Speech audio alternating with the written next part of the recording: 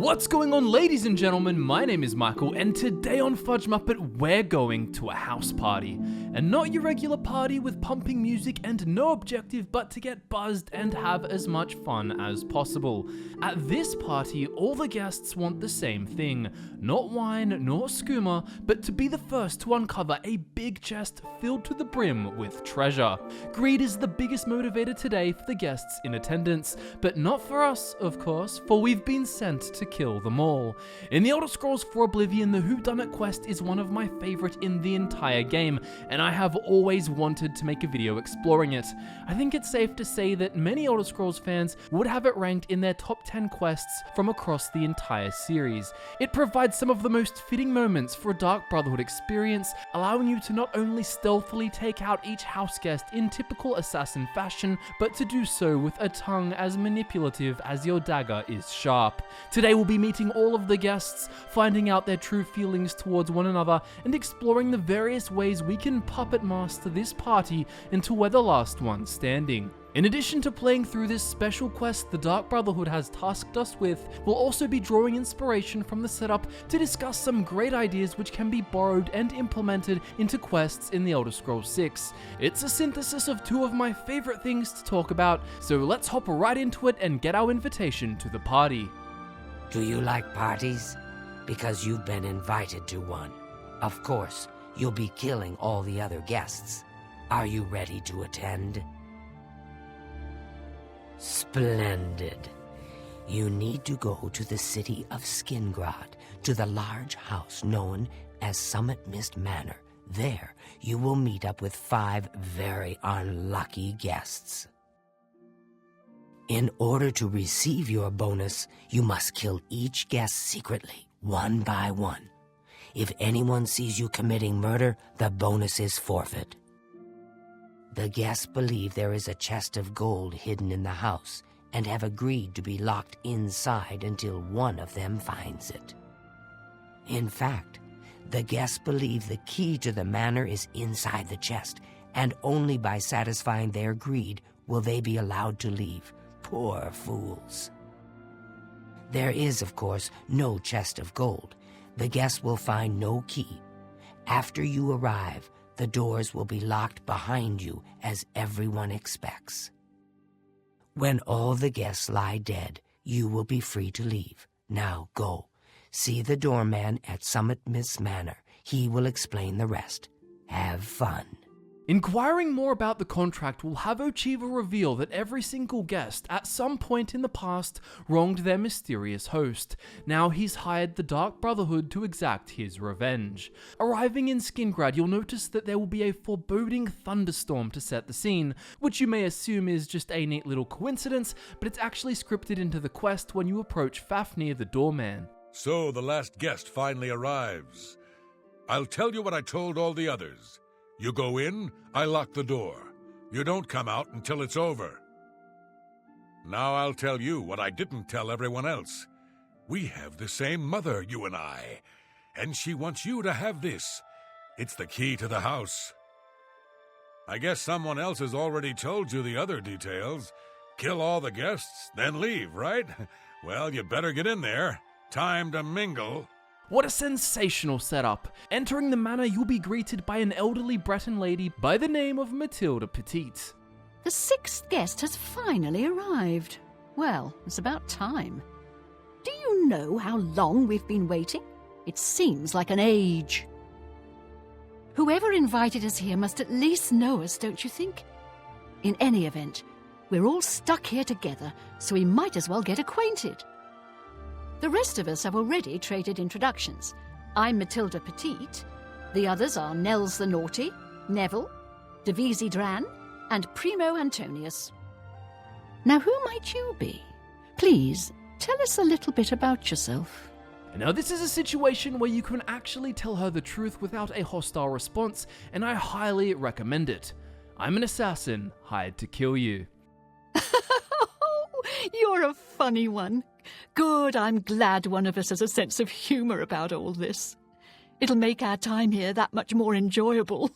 This raises her disposition a lot, which is a feature across many Elder Scrolls games, and in Oblivion, it's based on the numerical value which determines how an NPC views and treats you. It's displayed out of 100 points, but in reality the number can go above 100 or below 0. To increase an NPC's disposition, you can just bribe them with septums or play the persuasion minigame, which has you rotate between admire, boast, joke, and coerce. It's honestly not the best system, and speechcraft as a whole definitely could be better implemented in the Elder Scrolls 6, with more speech checks than we've had before, and the ability to improve a speech skill through a main method other than just selling goods. But the actual premise of disposition itself, and the ability to truly affect the behavior of the NPCs in quests like this, is really cool. Being the super smooth talking slick character is a feeling we've probably all experienced in Fallout games like New Vegas, but it's missing from Elder Scrolls to a large extent. There are of course some speech checks, but not that many, and definitely not overly impactful ones by comparison.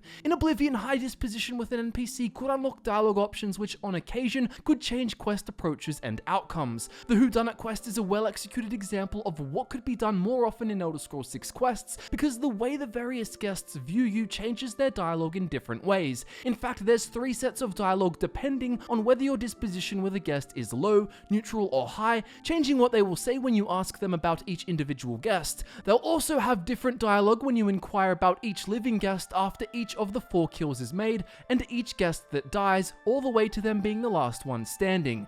It's a lot to take in, I know. 5 guests, each having 4 guests to ask them about, each having 3 separate responses about each of these 4 guests, with new responses after every single kill, also changing depending on disposition. It's absolute pages of dialogue, and it might not be realistic to expect this much effort with dialogue in every quest, but if the Elder Scrolls 6 could implement more examples of it, it would massively enhance immersion and make you more excited to talk to different characters to see how they react and if they can be swayed. Let's meet each of the guests, and then we can examine them one at a time, seeing how they react as we befriend them, or not, and kill off each of the other guests. So besides the Breton noblewoman, Matilda, who seems like quite a nice lady until you realize how xenophobic she is, there's a Nord by the name of Nels, the Naughty. He comes from a small village in Skyrim, and by the time you meet him, he's an alcoholic with a grudge against the Imperial Legion. The next guest we can meet is the Red Guard Neville, who was actually an Imperial Legion guard,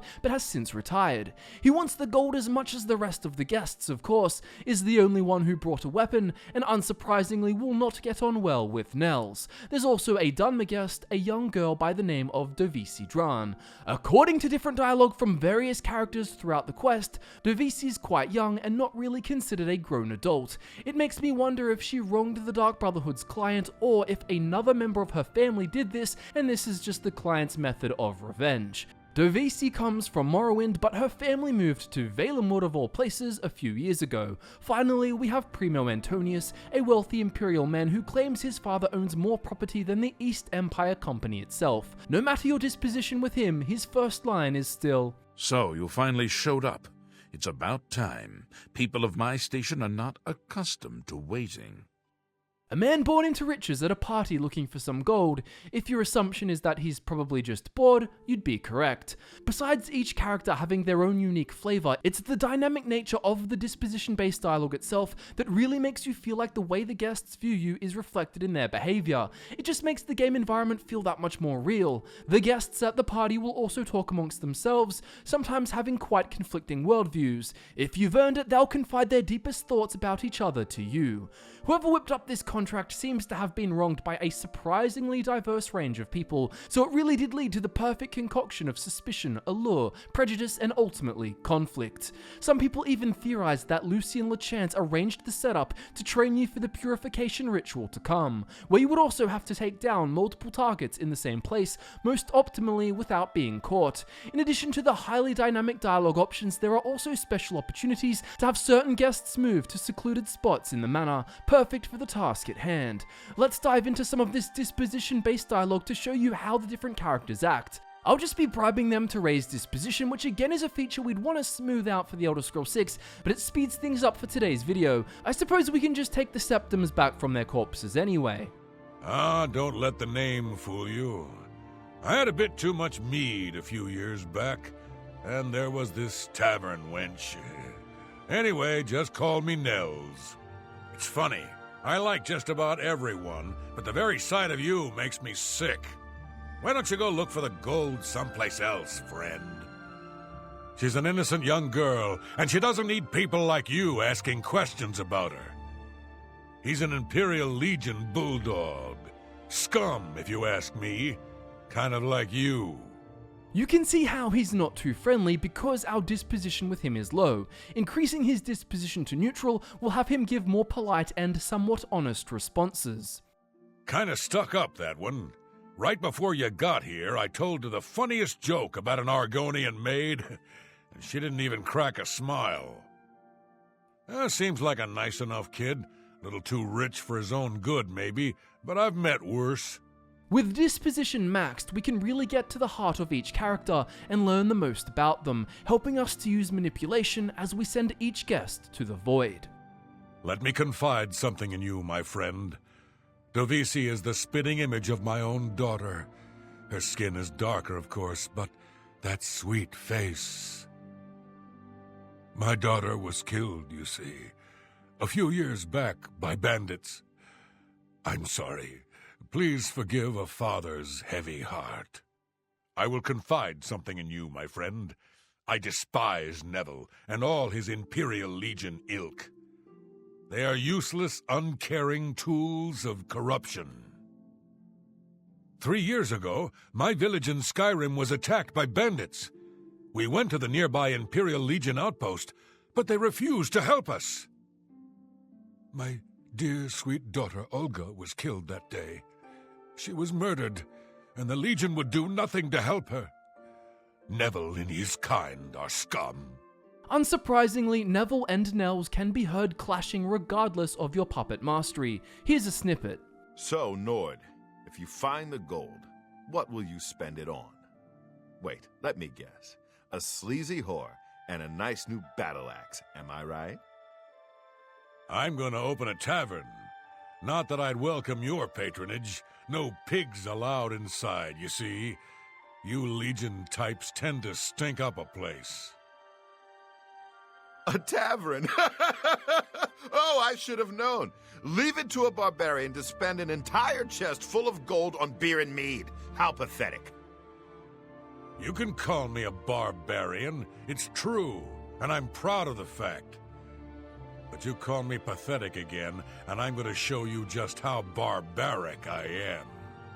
Things will certainly get heated in the manor, and it's fun to hear the new dialogue as each guest is killed, not only about the fallen guest, but about their suspicions regarding those remaining. If a guest hates you, you're likely their prime suspect. After the first kill, with high disposition... It seems she's upset about the murder, but there's something else. It's almost like she's glad there's less competition for the gold. Greedy old bat. Or the third kill, with low disposition. By a smear, you've got nerve. 3 people are dead. What? Are you trying to turn me against Primo now? There are also some guests they'll almost never suspect as they just adore them too much. Here's an example of when only Dovisi and Nels remain.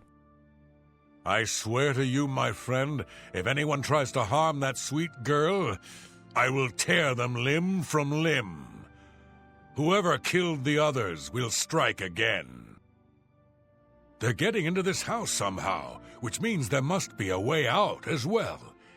We need to find the secret exit and escape this madhouse. But if a guest likes you, they'd be willing to suspect the unexpected, and even take action on your behalf. There are only 3 of us left. You and I are no killers. So that leaves the old woman. Don't be fooled by her appearance. Matilda is no weakling. She killed the others in cold blood, and she'll try to kill us next. I'm not about to stand around waiting to die. We need to kill Matilda. Well, aren't we the conniving puppeteer? I won't need to explore all the low disposition dialogue options, as I'm sure you can imagine what the other guests are like when they dislike you. They're all pretty equally closed off, highly suspicious, and unafraid to show their distaste towards you. So let's just max out all of their dispositions as high as possible so they all love us, and I can give you the scoop on their true, most interesting thoughts. Personally, I think she's a little floozy. She's been eyeing young Primo Antonius, probably smells his wealth. Well, if I can be perfectly honest with you, I find Neville quite attractive. Red Guards are so exotic, don't you think? Neville will not share in this attraction and pities her instead. If I may be honest, I feel a bit sorry for the old woman. She comes from a noble family, I'm sure, but seems a lot less well off than she should be. Know what I think? I think that barbarian will do anything to get his hands on the chest of gold. His kind are greedy and vicious, all of them. Trust me, I know. I was stationed at Fort Frostmoth for a few years on the Isle of Solstein. Those Nords are a bunch of animal-worshipping savages. They're all the same, full of meat and something to prove. We lost a lot of good men up there. A lot of good men. Honestly, I don't think she likes me. It's because I'm a Dunmer. I heard her say something to Neville, and it wasn't very nice. I know he's a retired soldier, but not just a soldier. He was an officer in the Imperial Legion. I hate the Legion and everything it stands for. When those soldiers came to Morrowind, they persecuted my people and stole our lands. Neville may not be in the Legion anymore, but who knows what atrocities he committed. Can I be honest with you, my friend? I find Dovisi captivating. She possesses a beauty beyond compare. Maybe you could do me a favor. If you speak with her, put in a good word for me, would you? I would be forever in your debt. Apparently, the poor old woman thinks she's from a well-to-do family. Truth is, I have servants with more nobility in their blood than her. As you can see, the guests act very differently when they have a high opinion of you. To sum up the relations between them all, Matilda is attracted to Neville and likes Primo, but dislikes Nels and Dovisi. Dovisi doesn't like Neville and despises Matilda, but she likes Nels and has feelings for Primo. Primo shares these feelings for Dovisi, feels neutral towards Nels and Neville, and really isn't fond of Matilda. Neville and Nels both like Dovisi, they hate each other, and both are neutral towards Primo, with Neville picking up on him being there due to boredom. But when Neville likes Matilda, Nels does not. Let's take a look at the different ways we can convince them into doing something that makes our job today much easier. Matilda is frail and looks towards those like Neville to protect her, but before any killing happens, she'll actually try to make an alliance with you if her disposition is high. Hello, dear. Listen, I've been thinking. Why don't we form a kind of alliance? If either one of us finds the chest of gold, we split it 50-50. With the two of us working together, we're sure to find the chest before anyone else. What do you say? Do you want to team up? An alliance sounds perfect. Oh, wonderful. This is going to be such fun. So, any ideas where we should begin searching first? Try searching down in the basement. Oh, good idea. Maybe the chest is hidden under the floorboards. All right, I'll head down there and start looking. Saying nothing will have her take initiative and suggest the basement also, so off she heads like a lamb to the slaughter, putting her in the perfect position to take her out without the other guests seeing. The other guests will know she has been killed and are on edge, but they don't know who did it. In an ideal world, like if we're talking about Elder Scrolls 6, I would prefer if the guests in this example didn't know about the death of another guest until they found the body, but that's an easy enough fix. If you go speak to Dovisi, she's not handling it too well. Why? Why would someone do this? The taking of a life is against every principle I hold dear. It's something I just can't understand. This gives us the opportunity to either suggest she gets some rest, making her head upstairs where you're able to kill her in her room, or say nothing, which weirdly has her head off to the basement to find some cheese to eat. I can't say that option is thought out particularly well because we chose to kill Matilda there already, but the principle of having the NPC's actions affected by you throughout the quest is a good one. I think most players would pick the first option anyway. Yes, this whole thing has taken quite a bit out of me. I think I'll go to my room for a bit and get some sleep. Thanks for the talk. Now, if we don't kill Matilda right away and Dovisi is calm, you can actually use her high disposition to explore her romantic feelings towards Primo. After all, he asked us to put in a good word for him, didn't he? We owe it to him. When asking about Primo, Dovisi will feel he's out of her league. It's pretty obvious that Primo comes from a wealthy family. He would never be interested in a girl like me, I'm afraid. Not true. He told me he likes you. He did? Oh my goodness, what should I do? Should I talk to him? Or maybe play hard to get? Or should I, or would that be too forward? Go to his room. Wait for him there. Oh, you think so? I mean, it is rather forward, but I like it. All right then. I'll wait for him in his room upstairs. Oh, thank you. This sends her up to his room, another great secluded spot for a murder. Doing this will stop Matilda from coming forward with her alliance idea though, so you'll need to be strategic. For the best results, I recommend you send her and Dovisi to secluded locations before killing either of them. You'll want to strike Matilda down first before heading upstairs. Perhaps we should play on Neville's sense of identity next. After all, he was in the Imperial Legion, and this aspect of his past, what he sees as having been a protector, seems very important to him. After 2 kills are made and his disposition with you is high, we're presented with a new opportunity. We're being stalked like animals in the forest. I'm still not sure if the killer is one of the other guests or is hiding somewhere in the house. One thing I do know is that the killer won't just stop with 2. They never do. You and I, we need to watch each other's backs. I've got my old Legion armor and sword in a chest upstairs.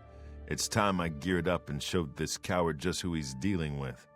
If your disposition is only neutral, he simply decides it's time for everyone to stay in a group, but when he likes you enough, he deems it important that you look out for each other. Better follow him upstairs alone to make sure I'm keeping him safe as he goes to get his armor. And of course, we get another opportunity to make a kill. If you don't kill him, he'll just put his gear on and strut about as normal. With the exact way we've approached things, there's only 2 guests left, and if they love us, that means they'll almost always assume the other one is the killer.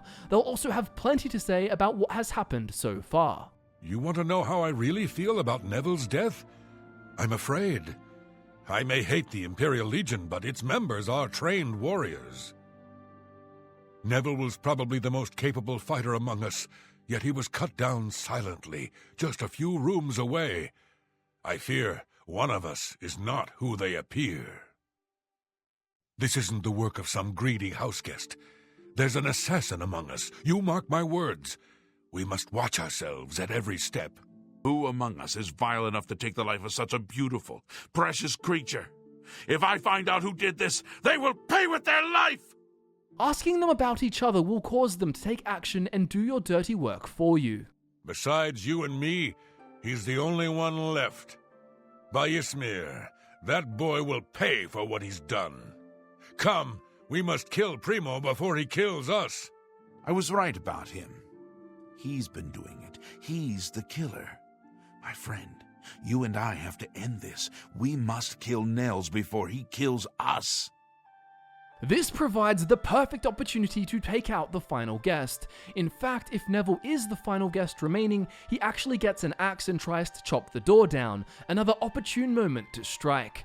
If someone likes you enough, you can literally turn them against anyone, with the only exception being to make Nels kill Dovisi. He just won't do it, although you can turn her against him under the same conditions. Also, while Matilda will tell you to protect her from the others if she's the last one left with one of them, she's too scared to actually launch an attack herself, unless the target is Dovisi, who she is more than comfortable taking the fight to.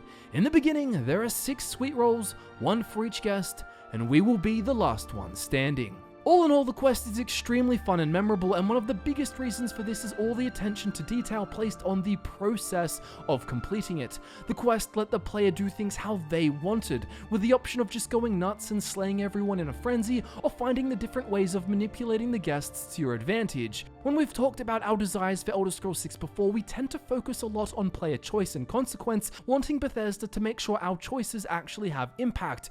We still stand by this 100%, but I will point out that this quest doesn't actually have multiple outcomes in the big picture sense of things. At the end of the day, the 5 guests will lay dead in the manor, slain by our hand. It's the only way this quest goes down, but what it does do right is highlight the importance of process, giving the player multiple ways to manipulate their environment, in this case house guests, to achieve a certain goal, to assassinate them all without being fingered as the killer. Well, I should say Nels is the only one who actually does realize you're the murderer, even if you make him really like you, so long as you didn't make him kill the last guest remaining, of course, and he's the last one left. A great example of another quest that has the same outcome but multiple ways to approach the situation is the Fallout New Vegas mission where you assassinate the president of the NCR. Whether you use a sniper, sabotage his vertibird, or put C4 in a nearby soldier's helmet, there's only one outcome outside of failure: the president dies. All these methods though make the quest a standout favorite, and it's definitely something I want to see more of. Now I should note that the Whodunit quest isn't perfect by any means, but through exploring all the options in it we can see many things that are often overlooked and could be better executed in the next Elder Scrolls game than they were in, say, Skyrim. Oblivion actually seems to focus more on process than Skyrim, and if you're interested in another great example, I'd encourage you to watch my video on the Umbacano quest linked below. We talked a bit earlier in the video about how speechcraft needs to be improved, and I think another way to flesh it out would be to have more dialogue options based on not only your skills like we see in Fallout games, but even on who your character is, things like your race and even faction allegiances. Imagine if the player character could join the Imperial Legion faction and then, while talking to Neville, you had an immediate way of gaining his trust, without any need for the disposition minigame or bribing him.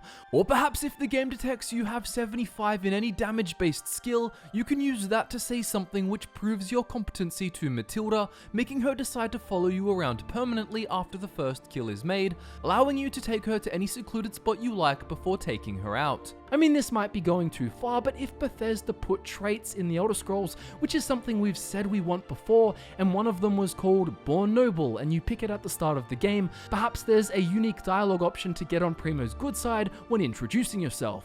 After finishing the quest and fulfilling the side objective of not being caught as the killer, you're rewarded with your gold and an extra bonus, the Night Mother's Blessing, fortifying acrobatics, blade marksman, security, and sneak permanently. This bonus reward feature was found all throughout the Dark Brotherhood plot, and I'd argue Elder Scrolls 6 could borrow from that as well. How awesome would it be if it was more common for any quest giver to offer incentive rewards to strangers for hire such as yourself to make sure a task is done exceptionally well? It could provide for cooler opportunities like a unique weapon or perhaps a permanent blessing from a Daedric prince in addition to the standard reward. It also adds a bit of challenge to a quest, which isn't an area that tends to be particularly strong in Elder Scrolls games. In a nutshell, the Whodunit quest is a great example of many things that make a quest fun, immersive, and memorable. Games come to life when there's more connection and interactions between different NPCs in the world. You want to feel like the world exists outside of you as much as possible, with various NPCs having differing views that often come into conflict, views that exist regardless of your interference, but are also able to be exploited for your own advantage. I hope Elder Scrolls 6 frequently gives us multiple ways to approach quests, particularly through using dynamic dialogue and a better integrated speech system to influence those around us. Thank you so much for watching this video all the way through. It's such a sensational quest to explore, and one that I just couldn't resist but make a video on. My name is Michael, social media links are in the description, as is a link to our merch if you want to look good and support the channel at the same time, and I look forward to nerding out with you again very soon.